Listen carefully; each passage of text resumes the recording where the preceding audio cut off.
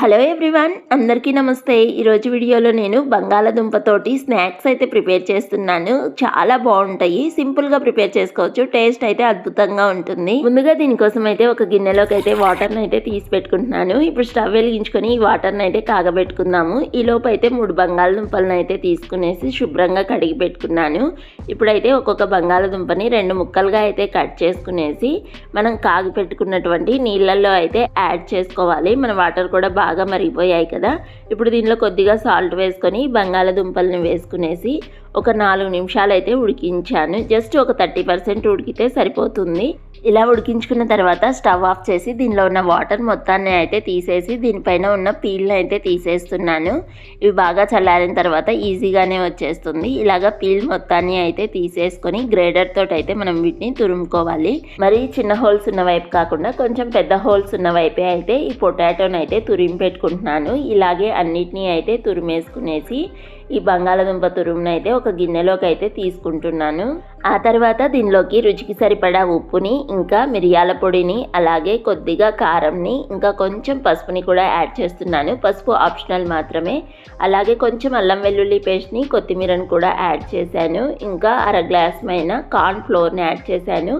మీ దగ్గర కార్న్ఫ్లోర్ లేకపోతే మైదా పిండిని కూడా అయితే యూజ్ చేసుకోవచ్చు. ఇప్పుడైతే ఈ మిశ్రమం మొత్తాన్ని అయితే బాగా మిక్స్ చేసుకుంటున్నాను.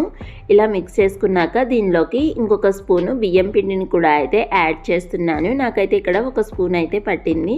మీరు అలా కాకుండా కొంచెం బంగాళదుంపను కనుక ఎక్కువగా ఉడికించుకున్నారంటే ఇంకా పలుచగా అయితే ఉంటుంది. అలాంటప్పుడు ఇంకొంచెం బియ్యం పిండిని అయితే యాడ్ చేసుకొని ఇలాగా ముద్దలాగా అయితే ప్రిపేర్ చేసుకోవాలి. ఇంకా ఆ తర్వాత చేతికి అయితే కొద్దిగా ఆయిల్ని అయితే అప్లై చేసుకుంటున్నాను. ఇలా అప్లై చేసుకున్న తర్వాత మనం రెడీ చేసుకున్న ఈ పిండి ముద్దని అయితే మనకు నచ్చిన షేప్లో అయితే వీటిని మనము ప్రిపేర్ చేసుకోవాలి. నేనైతే ఇక్కడ రౌండ్గా అయితే ప్రిపేర్ చేసుకుంటున్నాను. మీరు అలా కాకుండా మీకు నచ్చిన షేప్లో ఏ షేప్ అయినా ఓకే, అలా ప్రిపేర్ చేసుకునేసి అన్నిటినీ అయితే ఒక ప్లేట్లోకి అయితే తీసుకుంటున్నాను. ఇలా ప్రిపేర్ చేసుకున్న వీటిని మనము ఎయిర్ టైట్ కంటైనర్లో కనుక ఫ్రిడ్జ్లో పెట్టుకుంటే నెల రోజుల వరకు అయితే ఇవి నిల్వ ఉంటాయి. అప్పటికప్పుడు మనం అయితే ప్రిపేర్ చేసి ఇవ్వచ్చు. ఇక్కడైతే ఇప్పుడు నేను ఈ ప్లేట్లో పెట్టుకున్న వీటిని అయితే ఫ్రిడ్జ్లో అయితే ఒక 10 నిమిషాల సేపు అయితే పెట్టేశాను. ఆ తర్వాత మంటను లో ఫ్లేమ్లో పెట్టుకునేసి వేడిగా ఉన్న ఆయిల్లోకి అయితే వీటిని డ్రాప్ చేసుకుంటున్నాను. ఇలా డ్రాప్ చేసుకున్నాక వెంటనే మనమైతే గరిటెతోటి కదల్చకుండా 1 to 2 మినిట్స్ అయితే ఫ్రై చేసుకున్న తర్వాతనే రెండో సైడ్ తిప్పుకునేసి ఫ్రై చేసుకోవాలి. మనం వెంటనే కదిపామంటే ఈ స్నాక్స్ అనేవి ఆయిల్లోనే విచ్చుకునే ఛాన్స్ అయితే ఉంటుంది. ఇంకా ఇలాగైతే ప్రిపేర్ చేసుకున్నాక మంచి కలర్ అయితే వచ్చేసింది కదా. ఇప్పుడు ఆయిల్లో నుంచి అయితే తీసేసాను. ఇంకా సర్వ్ అవుట్ చేసుకోవడమే.